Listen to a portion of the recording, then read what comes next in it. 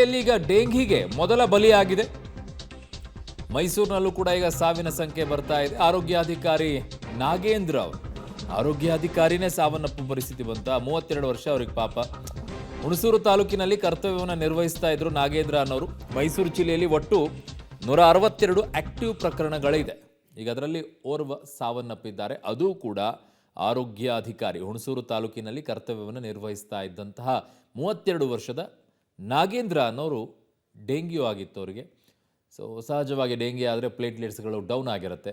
ಒಂದು 4-5 ದಿನ ತಡ ಮಾಡಿದರೂ ಸಾಕು, ಪ್ಲೇಟ್ಲೆಟ್ಸ್ಗಳು ನಿಮಗೆ 2.5 ಲಕ್ಷ ಇದ್ದಿದ್ದು 1.5 ಲಕ್ಷ, 1 ಲಕ್ಷ, 50,000 ಈ ಥರ ಬಂದ್ಬಿಡುತ್ತೆ. ಯಾವಾಗ ಅದು 30,000, 20,000 ಕೆಳಗಡೆ, 20,000 ಕೆಳಗಡೆಗೆ ಹೋಗುತ್ತೋ ಆವಾಗಲೇ ನಿಮ್ಮ ದೇಹದ ಒಳಭಾಗಗಳಲ್ಲಿರುವಂತಹ ಸೋರಿಕೆ ಆಗಕ್ಕೆ ಶುರು ಆಗುತ್ತೆ. ಭಾಗಗಳಿಗೆ ಬೇರೆ ಅಂಗಾಂಗಗಳೇನಿರ್ತವೆ ಅಲ್ಲಿ ರಕ್ತ ಸೋರಿಕೆ ಆಗಕ್ಕೆ ಶುರು ಆಗಿಬಿಡುತ್ತೆ. ಈ ಪ್ಲೇಟ್ಲೆಟ್ಸ್ಗಳು ಆ ರಕ್ತ ಸೋರಿಕೆನ ತಡೆಗಟ್ಟಿರುತ್ತೆ. ಅಲ್ಲಿ ಸೋರಿಕೆ ಆಗಕ್ಕೆ ಶುರು ಆಗುತ್ತೆ, ಸಾವಾಗುತ್ತೆ ಆವಾಗಲೇ.